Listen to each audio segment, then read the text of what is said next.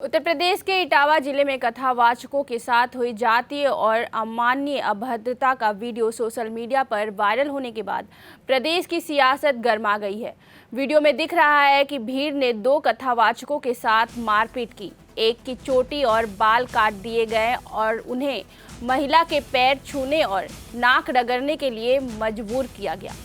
इस मामले पर समाजवादी पार्टी के राष्ट्रीय अध्यक्ष और पूर्व मुख्यमंत्री अखिलेश यादव ने कड़ा रुख अपनाते हुए योगी सरकार पर तीखा हमला बोला। उन्होंने इस घटना को न सिर्फ मानवाधिकारों का उल्लंघन बताया बल्कि इसे संविधान के मूल्यों के खिलाफ बताया। उन्होंने कहा कि यह संविधान और इंसानियत दोनों के खिलाफ अपराध है। सपा प्रमुख ने चेतावनी देते हुए कहा है कि अगर 3 दिनों के भीतर दोषियों पर सख्त कार्रवाई नहीं हुई तो सपा पीडीए यानी पिछड़े दलित अल्पसंख्यक के सम्मान की रक्षा के लिए बड़ा आंदोलन शुरू करेगी। उन्होंने कहा कि पीडीए के मान सम्मान से बढ़कर कुछ नहीं। वह बकेवर क्षेत्र में जातिगत अपमान की घटना को लेकर समाजवादी पार्टी प्रमुख अखिलेश यादव के बयान पर उत्तर प्रदेश सरकार के मंत्री ओम प्रकाश राजभर ने कहा कि घटना की हम निंदा करते हैं। दोषियों के खिलाफ एफआईआर हो गई है, कुछ लोगों की गिरफ्तारी भी हुई है, कार्रवाई हो रही है। और मंत्री ओम प्रकाश राजभर ने सपा सुप्रीमो को हिदायत देते हुए आगे कहा कि वे चिंता न करें, चिंतन करें।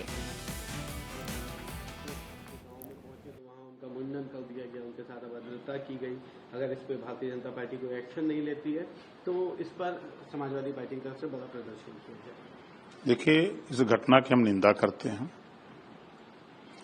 और जो दोषी हैं उनके खिलाफ एफआईआर हो गई है, गिरफ्तारी भी हो गई है कुछ लोगों की, और जो भी उसमें दोषी हैं उनके खिलाफ कार्रवाई होगी। कानून का राज है। संविधान में जो बाबा साहब डॉक्टर अम्बेडकर ने व्यवस्था दिया है, कानून सबके लिए बराबर है, तो कानून के दायरे में कार्रवाई हो रही है। वो चिंता न करें, चिंतन करें। क्या आपको नहीं लगता ऐसे मुद्दों से लेकिन विपक्ष को एक बड़ा मौका मिल जाता है सरकार पर, आप लोगों पर उंगली उठाने का? नहीं, देखिए, ये कोई नई बात नहीं है। आज के 5000 साल पहले गौतम बुद्ध जी ने इसी दुर्व्यवस्था के खिलाफ आंदोलन शुरू किया। उन्होंने शांति का संदेश दिया, समता, स्वतंत्रता, बंधुत्व और न्याय का संदेश दिया।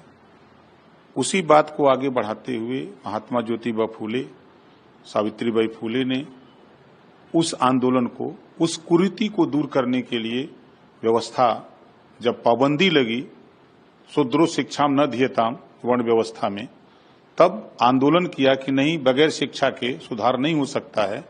तो उन्होंने आंदोलन किया। सावित्रीबाई फूले की देन है कि आज महिलाओं को आरक्षण हर क्षेत्रों में, नौकरियों में, राजनीति में, हर क्षेत्र में वो जा रही हैं। और महात्मा ज्योतिबा फूले की देन है कि आज शिक्षा का दरवाजा सबके लिए खुला। उसके बाद छत्रपति साहू जी महाराज ने आंदोलन किया, फिर पंडित दीनदयाल उपाध्याय ने किया। तमाम हमारे महापुरुषों ने जो आंदोलन किया, बाबा साहब डॉक्टर अम्बेडकर जी ने उस आंदोलन को पूरे संविधान में पिरो दिया, एक रूपता ला दिया और संविधान के पहले पन्ने पर लिख दिया, समता, स्वतंत्रता, बंधुत्व और न्याय पर आधारित भारतीय संविधान।